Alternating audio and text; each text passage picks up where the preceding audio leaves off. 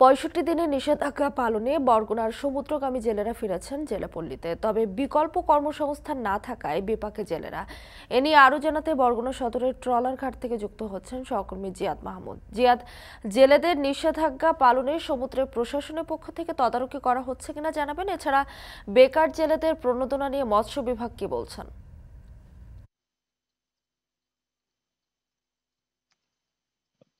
সমুদ্রের মাছের প্রজনন বৃদ্ধি, উৎপাদন বৃদ্ধি, এছাড়া যে সামুদ্রিক মৎস্য সম্পদ সংরক্ষণ ও টেকসই মৎস্য আহরণ, এই সমস্ত বিষয় বিবেচনা করে কিন্তু ৬৫ দিনের নিষেধাজ্ঞা, যেটি আজ থেকে শুরু হয়ে ২৩ জুলাই পর্যন্ত চলবে, এবং এর কারণে সমুদ্রগামী সকল ট্রলার কিংবা অন্যান্য যে ফিশিং ভেহিকলস গুলো আছে সমস্ত কিছু কিন্তু বন্ধ করে রাখা হয়েছে।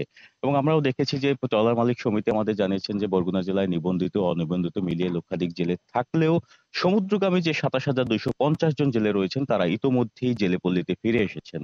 জেলেপল্লীতেও আমরা ঘুরে দেখেছি সকাল থেকে, সেখানে আমরা দেখেছি যে জেলেরা খুব দুশ্চিন্তায় দিন কাটাচ্ছেন। কেননা তারা ধার দেনা, দাদনের টাকা, ব্যাংকের ঋণ, এনজিও ঋণ, নানা ধরনের সমস্যায় জর্জরিত।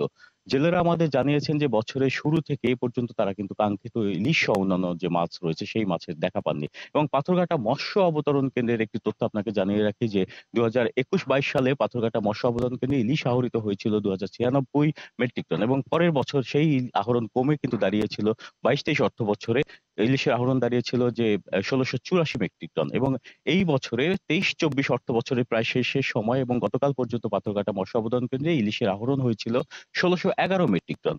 সুতরাং দেখা যাচ্ছে যে ইলিশের আহরণ পাথরঘাটা মৎস্য অবতরণ কেন্দ্রে কমেছে, এবং জেলেদের কিন্তু অভিযোগও রয়েছে। জেলেরা আমাদের জানিয়েছেন যে ৬৫ দিন অবরোধের যে সময়টা, এই সময় ভারতের সাথে মিল না রেখে অবরোধ দেওয়ার ফলে ভারতীয় জেলেরা বাংলাদেশের সমুদ্র সীমায় প্রবেশ করে অবাধে মাছ শিকার করে নিয়ে যান। তবে আরেক দল জেলে কিন্তু অভিযোগ করেছেন যে ভারত যে মাছ শিকার করে নিয়ে যাচ্ছেন তারা সেখানে না গিয়ে কিভাবে জানলেন সেই বিষয়টি, এবং তারা জানিয়েছেন যে অসাধু জেলেরা, প্রভাবশালী জেলেরা তারা রাতের আঁধারে মাছ শিকার করে, এই নিষেধাজ্ঞার সময়ে মাছ শিকার করে গত যে অবরোধ ছিল সেই সময়ে তারা মৎস্য অবতরণ কেন্দ্র কিংবা তার আশেপাশে এনে বিক্রি করতেন।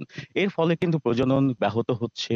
তবে মৎস্য বিভাগ আমাদের জানিয়েছেন যে এখানকার যে সমুদ্রগামী ২৭,২৫০ জন জেলে রয়েছে তাদের জন্য এই ২ মাসে ৮৬ কেজি করে চাল প্রণোদনা স্বরূপ দেওয়া হবে, এবং যাতে সমুদ্রগামী কোনো ভেহিকলস, ফিশিং ভেহিকলস গুলো সমুদ্রে না যেতে পারে সে বিষয়ে নৌবাহিনী এবং মৎস্য বিভাগের তৎপরতা জোরদার করা হয়েছে বলে আমাদের জানিয়েছেন। এই ছিল বরগুনা থেকে আমার কাছে সবশেষ। মিতু।